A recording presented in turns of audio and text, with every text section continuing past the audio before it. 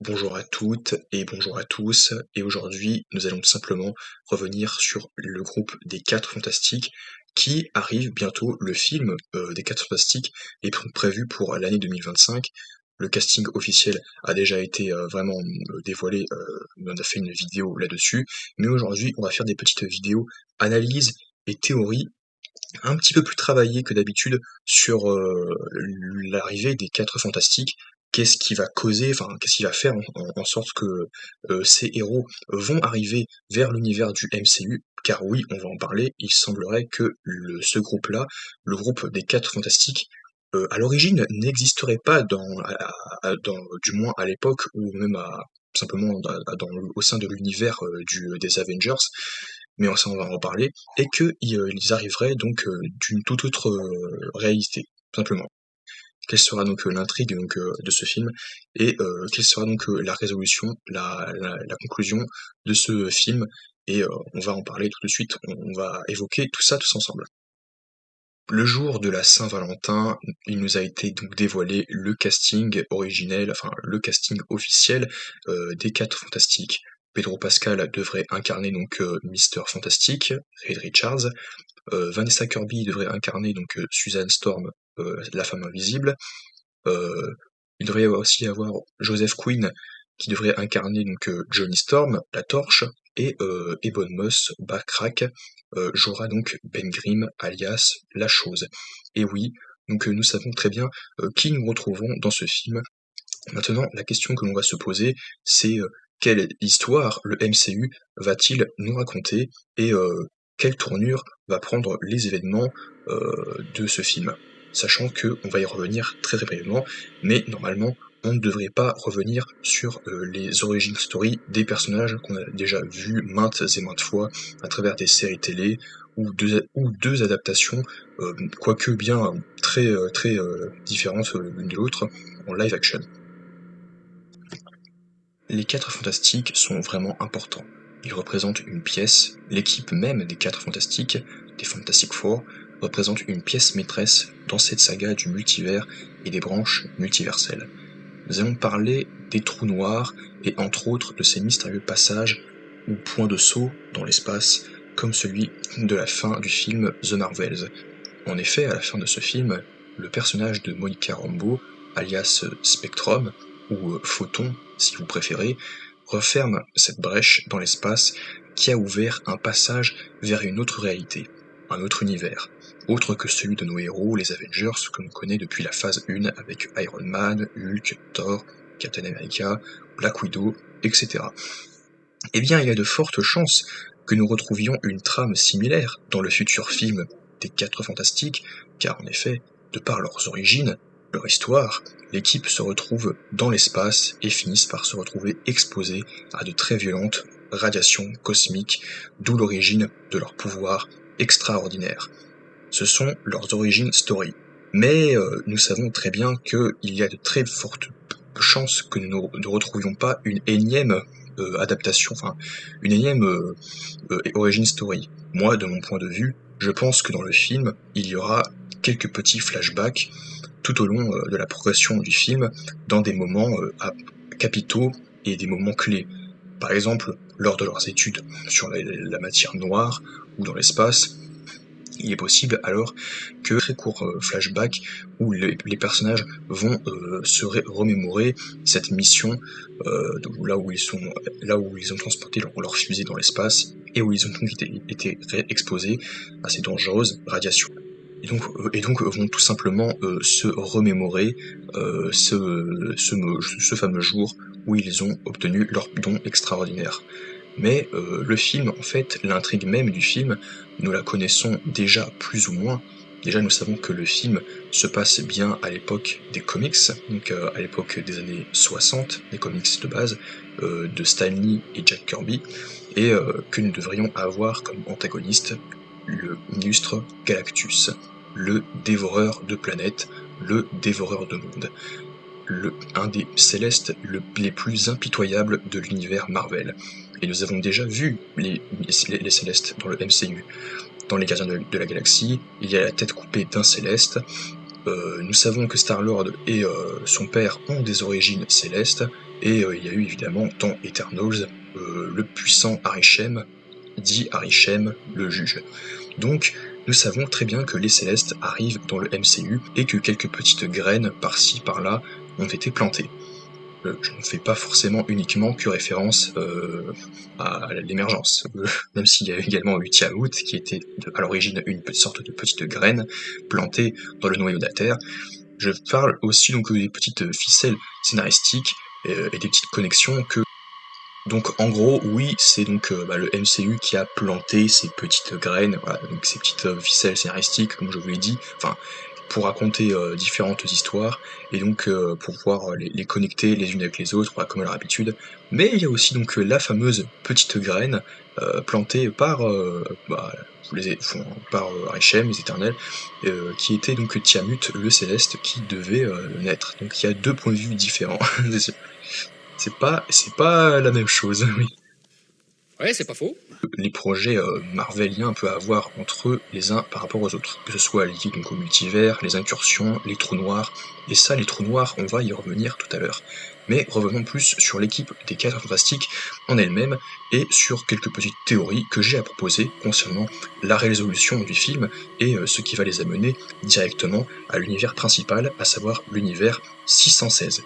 Car en effet, en plus de se passer dans le passé, dans les années 60, vers 1962 ou 1963, je ne sais pas, et le film devrait se dérouler, l'intrigue en elle-même devrait se dérouler dans un autre univers, autre que l'univers 616, d'après la Christine de l'univers 838.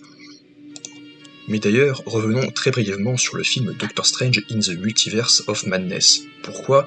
Parce que c'est tout simplement dans ce film, le tout premier projet donc au sein du MCU, qui nous présente très brièvement l'équipe des 4 Fantastiques. Alors ok, on ne voit qu'un seul membre, mais pas des moindres. On voit Reed Richards, un variant de Reed Richards, qui est incarné par John Krasinski, et il y a une petite blague entre lui et Steven. Steven dit effectivement que les 4 Fantastiques étaient donc une petite parade dans les années 60. Et ça fait étrangement sourire à Reed Richards. Alors, je ne sais pas ce que cela veut dire, est-ce que c'était également le cas dans son univers, mais bref, c'est peut-être ça. Dans le tout premier Doctor Strange, il y avait déjà aussi une blague, enfin une sorte de petit détail sympathique à ce niveau-là, car avant son accident, Strange écoutait un morceau des Pink Floyd, donc des Flamants Roses, et c'est justement le nom de ce nom des groupes des Pink Floyd, et tout simplement revêtit la couverture d'un comic book, Doctor Strange. Donc pour l'anecdote, c'est plutôt croustillant. Mais revenons encore une fois aux 4 Fantastiques, et à ce que je peux proposer. Donc il est probable que suite à leur mission dans l'espace, qui consiste à étudier des phénomènes, ils ont donc ouvert un tunnel spatio-temporel, et donc du coup ils ont eu leur pouvoir. Et de mon point de vue, il peut y avoir plusieurs possibilités. La première serait donc une confrontation entre l'équipe des 4 Fantastiques et le céleste Galactus, où le dévoreur de monde voudrait tout simplement dévorer la planète Terre, comme je vous l'ai déjà dit tout à l'heure. Et c'est à ce moment-là qu'il y aurait une sorte de confrontation avec le surfeur d'argent. Surfeur d'argent qui, à mon avis, dans un premier temps, va tout simplement servir Galactus, c'est-à-dire préparer, tâter le terrain pour lui, et c'est ce qu'on a vu dans le film, les 4 Fantastiques 2 et le surfeur d'argent, c'est qu'il était en train de tâter le terrain pour préparer donc Galactus à engloutir la Terre, enfin à absorber l'énergie de la Terre pour tout simplement s'en abreuver. Ouais, c'est pas faux. Mais il est clairement certain que le surfeur finira par se rebeller contre son maître et s'allier du côté donc des 4 Fantastiques pour le renverser, enfin essayer donc de l'arrêter et donc de pouvoir sauver leur planète. Et donc tous les 5, donc les 4 Fantastiques et le surfeur d'argent, donc tous les 5 vont tout simplement repartir dans l'espace pour se confronter à Galactus et protéger la Terre des années 60 et de leur réalité. Car c'est le cas dans les comics, c'était le cas dans le deuxième film donc des années 2000, qui est sorti en 2008 je crois que c'était l'un des derniers films qui était sorti Iron Man, je ne sais plus, ou peut-être 2007, je ne sais plus. Et voilà, c'est exactement ce qui s'est passé dans les comics et dans le film, c'est que ils vont se confronter à ça. Donc il y avait une première hypothèse, moi j'avais une première idée, c'est que le surfeur d'argent puisse tout simplement renverser Galactus et le projeter simplement à travers un trou noir, enfin une espèce donc d'ouverture qui l'aurait lui-même absorbé et donc entraîné dans une enfin dans une spirale sans fin, enfin pas sans fin, mais une spirale justement où un petit peu ça aurait été un petit peu à peu près comme le plus ou moins le même délire qu'il y avait eu donc avec le Bifrost dans Thor Ragnarok, où Thor et Loki où Hela chasse Thor et Loki à travers le portail, enfin sur le chemin, elle les balance et comment dire, Thor et Loki se retrouvent sur le même endroit, c'est-à-dire ils se retrouvent tous les deux sur la planète Sakaar, la planète du Grand Maître, mais dans deux points de saut différents en fait, dans deux endroits différents. Donc après il y a aussi le temps ne se déroule pas, le temps passe beaucoup plus vite sur Sakaar que sur Terre en fait, disons. Enfin et du coup bah la nouvelle donc arrive très vite, mais ils sont arrivés à différents moments, de deux temps différents. Entre-temps, Loki, il a eu le temps de devenir pote avec le grand maître, chose que Thor n'a pas eu le temps de le faire parce qu'il aurait dû prendre le temps plus tard, parce que lui, s'il venait à peine de le rencontrer, et pourtant ils ont été plus ou moins jetés au même moment, pratiquement en fait. Hein. Donc c'est pas non plus Loki, c'est comme si Loki il y était resté pendant des jours, des semaines avec le grand maître, et que Thor l'avait rencontré plus tard, et que c'est pour ça qu'il réagit comme ça. Il lui dit ah mais je pensais plus te revoir parce que ça fait des semaines que je suis ici, donc moi quand je te trouvais pas, je me dis je me suis fait une raison, je lui dis ah ouais ça fait des semaines. Thor il va pas revenir, hein, c'est fini. Se passer à travers les 4 fantastiques, c'est que Galactus puisse entraîner dans sa chute avec lui, un peu comme le Balrog avec Gandalf. Je nerd un peu, hein, j'aime bien ça. Entraîne avec lui dans sa chute le surfeur et l'équipe des 4 fantastiques dans cette espèce de trou noir spatio-temporel. Enfin bref, excusez-moi, j'ai pas exactement les termes, je suis pas un Sheldon Cooper, excusez-moi, je suis pas un scientifique. Mais bon, excusez-moi. Mais ils vont tout simplement se retrouver aspirés dans cette espèce de portail spatio-temporel et donc vont se retrouver dans un autre univers et dans le futur, donc à l'époque du MCU. Et vont se retrouver dans l'espace de cet univers et vont finir par atterrir. Eh bien, ça se passe à New York, donc ils vont atterrir à New York, de toute façon, sur l'univers 616, à l'époque des futurs films, prochains films Avengers, donc Avengers 80. Deuxième hypothèse, en début de vidéo, je crois que vers le début de la vidéo, j'avais très brièvement évoqué les trous noirs et les champs quantiques.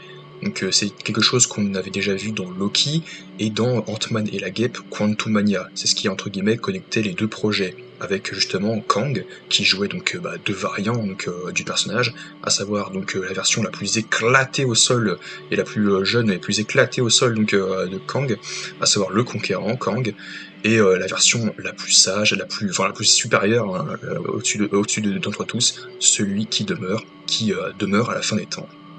Eh bien, entre ces deux projets, on parle des trous noirs. Enfin, dans Loki, nettement moins, parce qu'en fait, à aucun moment les personnages ne l'évoquent et n'en font référence. Mais nous savons très bien que le TVA, donc le tribunal des variations anachroniques, se trouve tout simplement et situé dans un trou noir. Voilà, déjà là-dessus. Et dans Ant-Man et la Guêpe Quantumania, eh bien, il y a aussi donc un équivalent en fait avec ces trous noirs. Ce sont des tunnels spatio-temporels qui sont comme pour les points de saut, donc avec The Marvels, peuvent nous mener vers d'autres réalités et vers d'autres temporalités. Et c'est sûrement donc via ça que Kang a pu conquérir les réalités et donc faire le ménage, comme on l'a vu dans Ant-Man 3.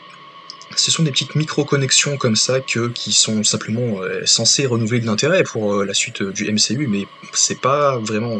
ça marche pas. Ça marche pas, mais bon, après moi, quoi qu'il en soit, je continue à suivre les aventures des héros, quoi qu'il en soit, même si ça ne plaît pas toujours.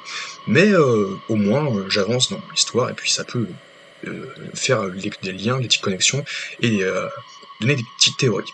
Pour revenir aux 4 fantastiques, on va également y revenir, car qui dit 4 fantastiques, qui dit 4 fantastiques, eh bien 4 fantastiques, c'est cosmique. Qui dit cosmique dit espace, qui dit espace, matière noire, ou galaxie, qui dit matière noire ou galaxie, eh bien on entend un peu plus parler des trous noirs, et les trous noirs, enfin, après ça peut être toutes sortes de choses, ça peut être la Voie lactée, ça peut être les astres, des planètes, ça peut être tout et n'importe quoi, et ça peut être assez divers, hein. Mais là, en l'occurrence, ce qui nous intéresse le plus, ce sont les trous noirs, donc les espèces d'espaces spatiaux, les tunnels, pardon, ou spirales, des spirales qui mènent à des tunnels spatio-temporels, et qui va donc amener l'équipe des 4 Fantastiques vers une toute autre époque, donc vers le futur, et donc vers d'autres univers.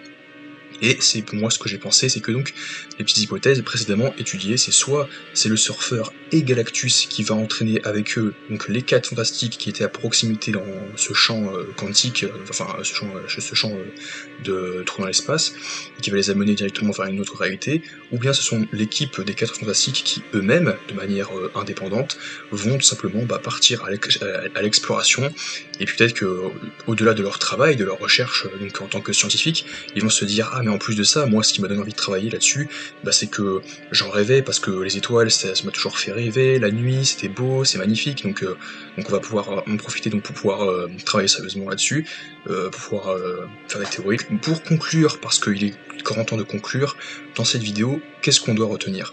On doit retenir tout simplement que ce qu'il faut en conclure, c'est que c'est surtout via ces recherches que les 4 fantastiques vont être amenés à se confronter à cette situation, et aussi via l'intrigue, donc la menace, donc Galactus et le Silver Surfer qui veulent dévorer la Terre, ils vont être amenés donc à se confronter dans l'espace et directement. Et puis c'est comme c'est déjà paru dans les comics, cette histoire, il y a moyen que le MCU puisse s'en servir pour pouvoir l'adapter dans leur vaste univers, pour ensuite les faire croiser donc plein de personnages hauts en couleur au sein de Marvel Studios, et donc ainsi amener à ces espèces de petites débouchés que je vous ai précédemment expliquées.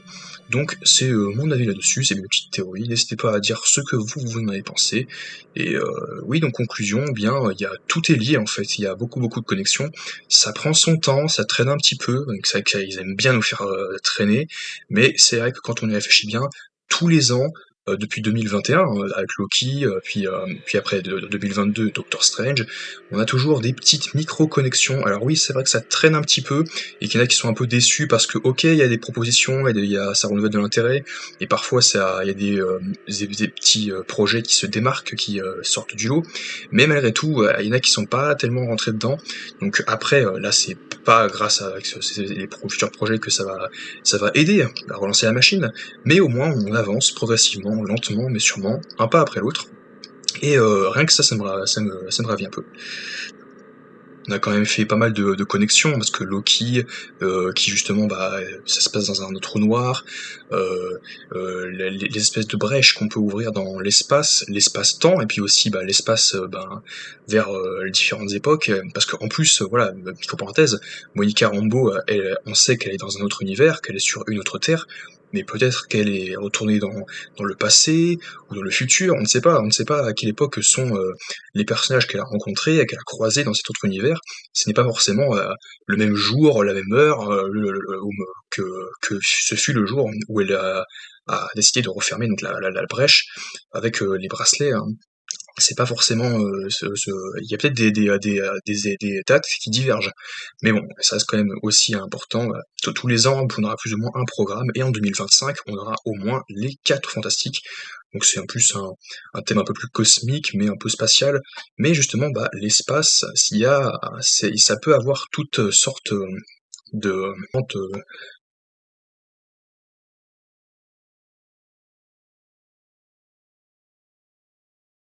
l'espace, il peut y avoir différentes interprétations.